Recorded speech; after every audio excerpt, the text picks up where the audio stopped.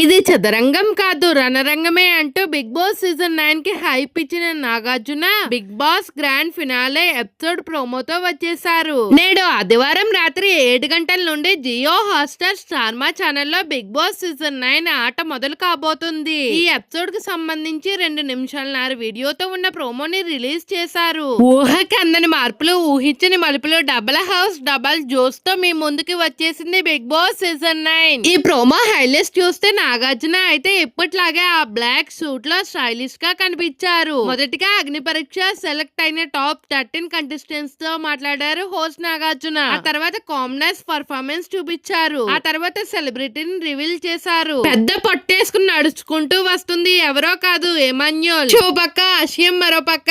ఈ రణరంగం చూడడానికి మీరు సిద్ధమా అంటూ బిగ్ బాస్ హౌస్ లోకి అడుగుపెట్టి నేను దేనికైనా సిద్ధమే అనేసారు నాగార్జున. గోడల్ని బద్దలు కొట్టి బిగ్ బాస్ సెట్ లో ఉన్న రెండో హౌస్ ని చూపించారు నాగార్జున. మీ తీరు మారింది, ఇల్లు మారింది అంటూ బిగ్ బాస్ ని ఎత్తేసాడు నాగార్జున.